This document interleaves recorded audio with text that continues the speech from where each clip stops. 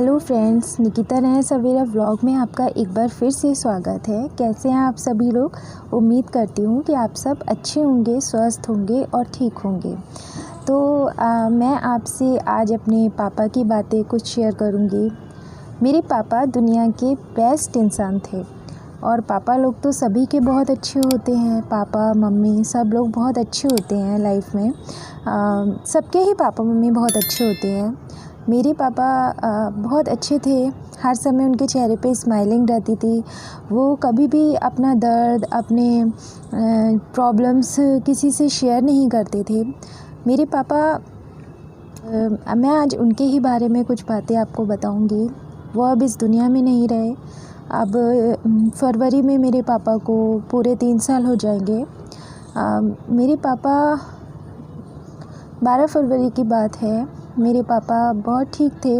उस दिन मेरी सिस्टर का बर्थडे था और हम लोग अच्छे खासे बात किए, सब कुछ हुआ। और अचानक से मेरे पापा अपने कमरे में गए और वहाँ जाकर के मैं पापा के सारे काम करती थी। उनके कपड़े बदलना, उनकी हर चीज़ करना। मेरे पापा को यूरिन की प्रॉब्लम थी।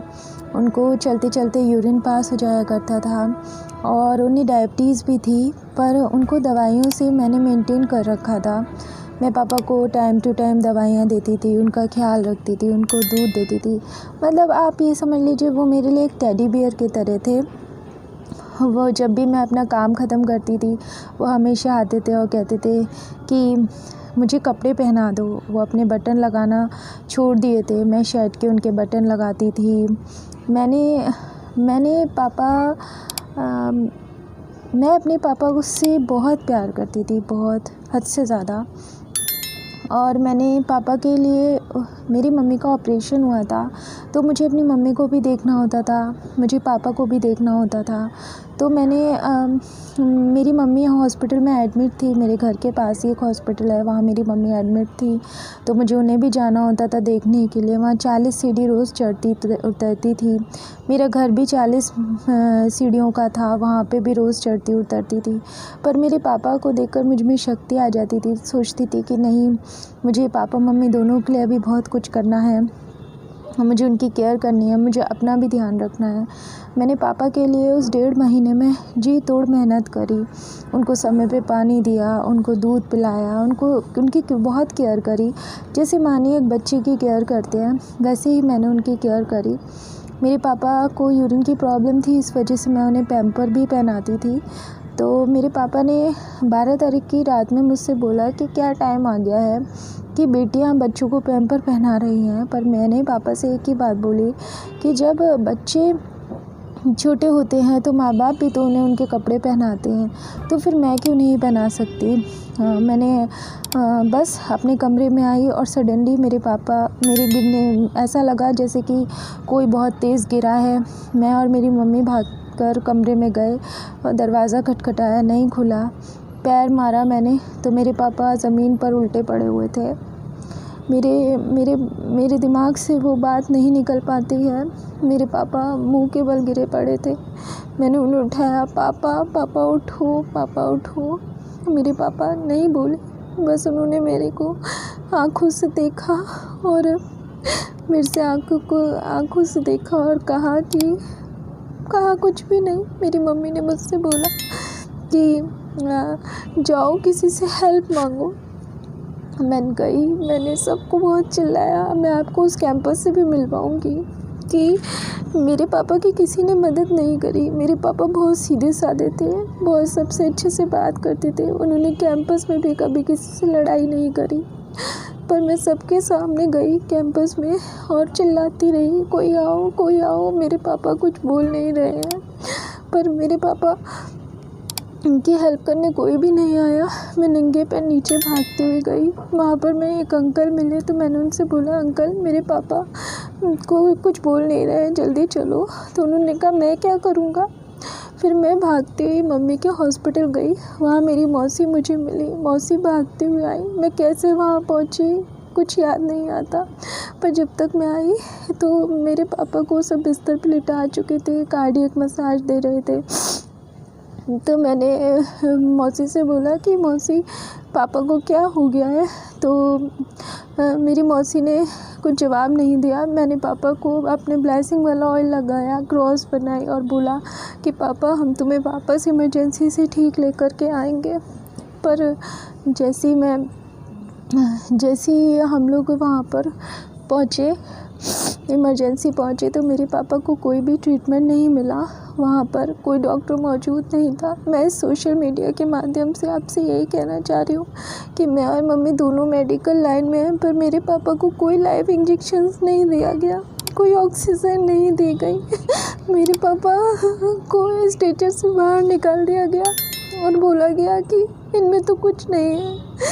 कम से कम एक लाइव इंजेक्शन मेरे पापा को लग जाता, मेरे पापा को एक ऑक्सीजन मिल जाती।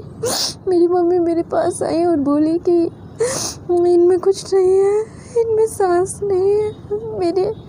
मैं बहुत सदमे में चली गई थी उस टाइम, क्योंकि मैं घर की सबसे छोटी हूँ। मैंने अपनी ज़िंदगी में इतनी पास से कोई डेथ नहीं देखी, पर देखी तो अपने पापा की देखी।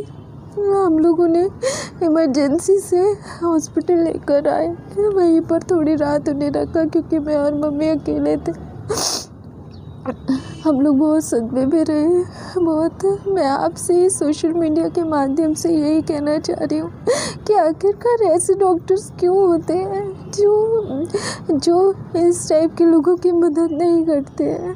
मैं आपको दिखाऊंगी कि जो गीता में और सब जगह पर ये छपवाते हैं कि हम स्टाफ नर्स हैं, हमने कोरोना पेशेंट की मदद करी, पर जब मेरे पापा बिल्कुल ठीक थे तब तो कोरोना भी नहीं आया था, पर मेरे पापा की तो किसी ने मदद नहीं करी। तो क्यों दुनिया और अखबार में ये बातें छपवाते हैं। मैं बस यही कहना चाहती हूँ, और मेरी ज़िंदगी का एक ही टारगेट है कि जो 2019 में उस इमरजेंसी में डॉक्टर्स थे वो अपनी मौजूद ही नहीं थे। 10 बजे का टाइम था, ज़्यादा टाइम भी नहीं था, और उस समय वहाँ पर डॉक्टर्स नहीं थे। मेरी मम्मी डॉक्टर्स को ढूंढ रही थी, पर डॉक्टर नहीं थे। मुझे उस डॉक्टर का नाम पता करना है कि उस समय कौन था जो मेरे पापा को कोई भी लास्ट मोमेंट पर कोई भी इंजेक्शन्स वगैरह नहीं लग पाए। एक बार तो शायद कुछ लगाते हैं, एकदम से तो उनका ब्रेन डेड नहीं हुआ होगा। मैं और मम्मी अब बिल्कुल अकेले, जब भी ईश्वर ना करे कि आप सब पे कोई मुसीबत आए, पर जब भी कोई मुसीबत आए हमेशा अपने फ़ोन का यूज़ करिए, इधर उधर कहीं मत भागिए, किसी के पास मत भागिए, सिर्फ अपने पर सेल्फ डिपेंड रहिए। मैंने अपनी ज़िंदगी में यही सीख ली है कि मैं अपनी ज़िंदगी में बहुत सेल्फ डिपेंड बनूँगी, बहुत आगे बढ़ूँगी और अपनी मम्मी का ख्याल रखूँगी और इतनी लायक बनूँगी कि मुझे किसी के सहारे की ज़रूरत ना पड़े।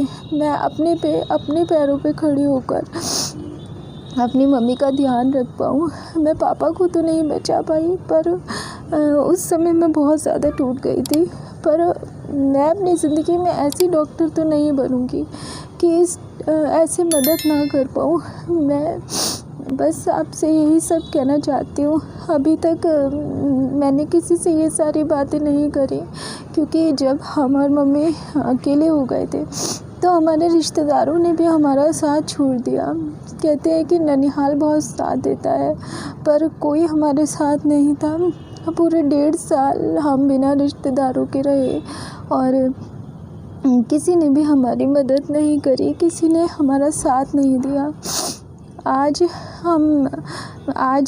मेरे पापा चले गए। मेरे पापा ने मुझे कभी कोई इस तरीके का काम मज़दूर लेबर का नहीं देखने दिया, पर आज मेरे पापा के जाने के बाद मैंने खुद से एक अपना घर बनवाया और खुद से पूरा काम खड़े होके करवाया। मुझे कभी ये पता नहीं था कि लेंटर्स क्या होता है, कैसे क्या काम होता है, पर आज मैं सब चीज़ों की नॉलेज रखती हूँ। मैंने खुद पापा के जाने के बाद पूरा काम करा है। मैं दिखाऊंगी आपको अपना पुराना घर जहाँ मेरे पापा एक्सपायर हुए। अब घर वो हमने छोड़ दिया, क्योंकि पापा के बिना हमारा उस घर में बिल्कुल मन नहीं लगता था। अब हम नए घर में शिफ्ट हो गए हैं और यहीं पर रह रहे हैं। मुझे मेरे पापा की बहुत ज़्यादा याद आती है, पर मैं अपनी मम्मी को देखकर जीती हूँ, क्योंकि मुझे जीना है। मुझे उनके लिए जीना है। मुझे बस उनका ध्यान रखती हूँ, उनसे प्यार करती हूँ। और मेरी 2 बहनें हैं, मुझे उनका भी ध्यान रखना है। मैं घर की सबसे छोटी हूँ, पर अब ज़िम्मेदारियों ने बहुत कुछ बड़ा कर दिया मेरी लाइफ में। ज़िम्मेदारियाँ बहुत आ गई मुझ पर, ख़ासकर मेरी मम्मी की। और पर में एक ही बार मिलते हैं, उनकी केयर करिए, उनका ध्यान रखिए, उन्हें वक्त दीजिए। सबसे ज़्यादा ज़रूरी है उन्हें वक्त दीजिए, ये बहुत ज़रूरी है। उनका ख्याल रखिए। और कभी भी कोई मुसीबत आए तो बाहर मत भागिए, घर में ही बहुत सारे रास्ते होते हैं, बहुत सारे विकल्प होते हैं। आप घर में ही रहकर उनको ठीक करिए, उनके ऊपर पानी छिड़किए, कुछ भी करिए, पर घर में ही रहकर हेल्प मांगिए। बाहर जाकर कोई हेल्प कभी नहीं मिलती है। मैं आपको दिखाऊंगी कि वो कौन लोग थे जिन्होंने मेरे पापा की मदद नहीं करी। मैं उस इमरजेंसी को भी दिखाऊंगी जहाँ रात के 10 बजे डॉक्टर मौजूद नहीं होता है और पेशेंट मर जाते हैं। मैं सब कुछ दिखाऊंगी धीरे धीरे आपको आने वाले ब्लॉग्स।